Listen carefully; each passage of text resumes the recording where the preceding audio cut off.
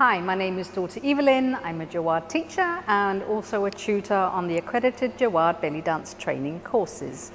In this video, I want to go over some of the basic technique for hip circles or shifting circles, also called as, where we use our hips to create a circle that shifts away from our body. Everything in dance starts with good posture, so we're going to start by getting ourselves beautifully aligned for the dancing, which means having your knees underneath your hip bones and your ankles underneath your knees. That roughly means about 2 fists between your feet. You will need to vary that because everybody is different, but make sure your feet are not like that or overly wide. All your joints are pointing forwards.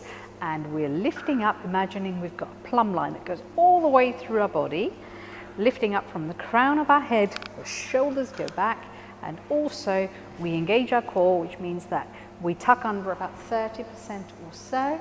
So basically, imagine squeezing your pelvic floor as well as abs, pulling up and into your torso, into your belly button, and that will lengthen your spine so that you're ready to make nice shifting circles that move away from your body. If you let this posture go now, you will probably feel more of a tension here, and we don't want that. So we want to make sure that the spine is nicely elongated, and the curvature will depend on everyone because everyone's different on that one, but making sure that your hip bones here are pointing up into your chest and not sticking out in front. So we're going to start by being in the basic position, soft knees, and sliding our hips from side to side. So on this one, you want to imagine you're in double glazing. So you've got no twist going on in your hips whatsoever. And we can slide very gently. Think of pushing your hip down as you go out so that it doesn't sneak up. So we want to try and keep the hips very nice and level, nice and horizontal. Just as the hips can go side to side, they can always also go forwards and back. So I'll show it side on. So I can push my hips around to the front, and then as I come back, I want to make sure to still engage my core. So my legs straighten, and so does my back.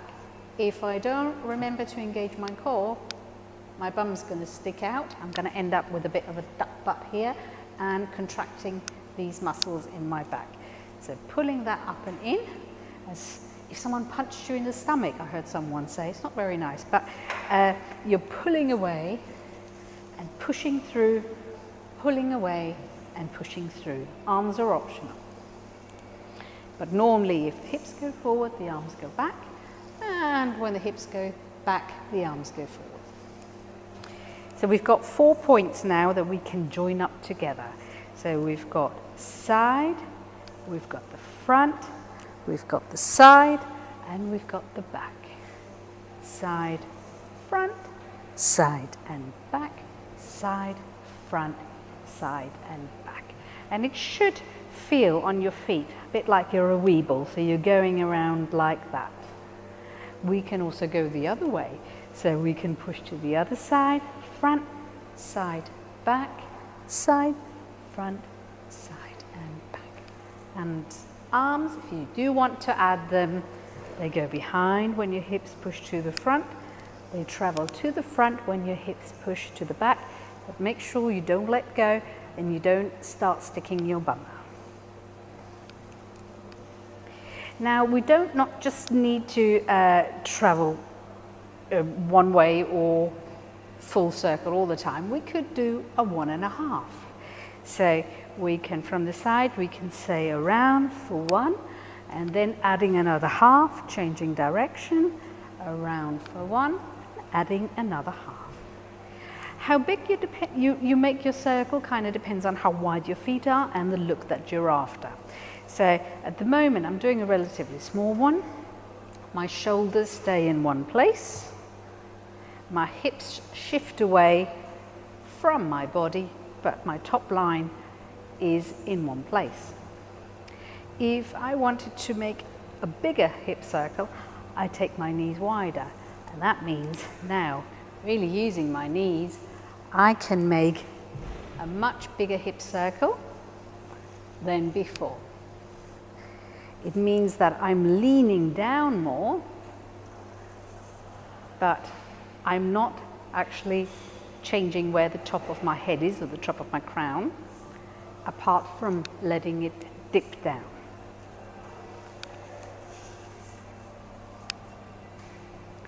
Let's try that with a bit of music.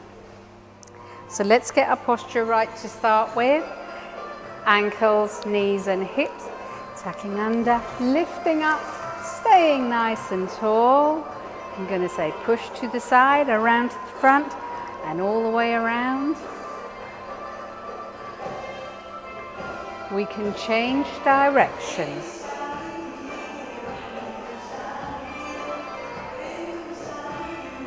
Changing direction again. And finally, or we can just do half circles. Half at the front, half at the front, half at the front, half at the front.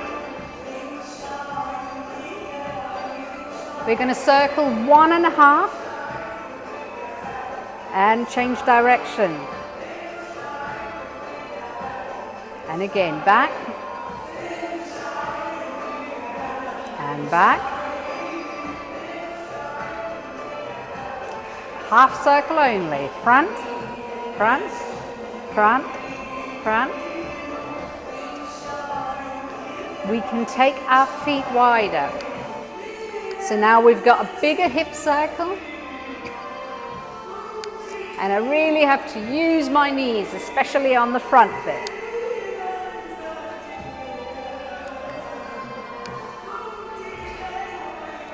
We can change direction.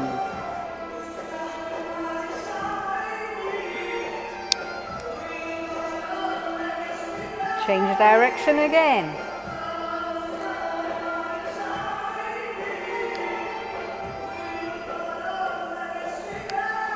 And feet together. 1.5. Back again.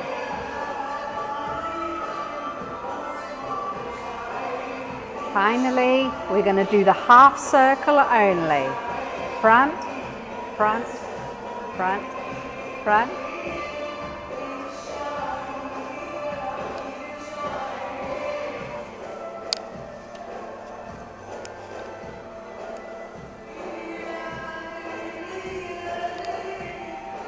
Now we're going to do a little cheeky change at the back and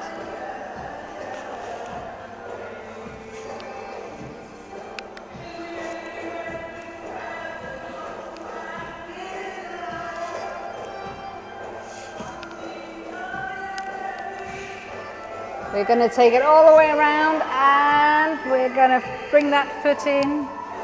1 and change. Change.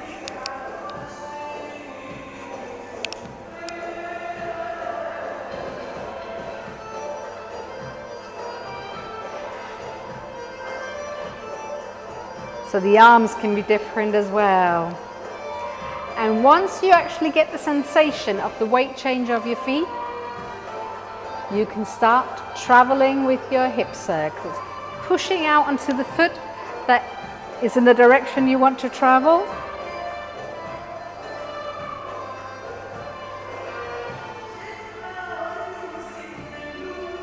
So I push out onto the balls of the foot, onto the heel, and then I finish my hip circle at the back, out onto the other foot, finishing the hip circle at the back as the other foot comes in, other way.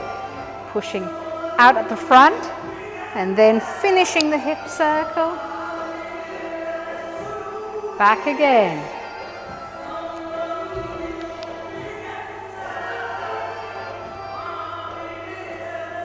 Half hip circle only.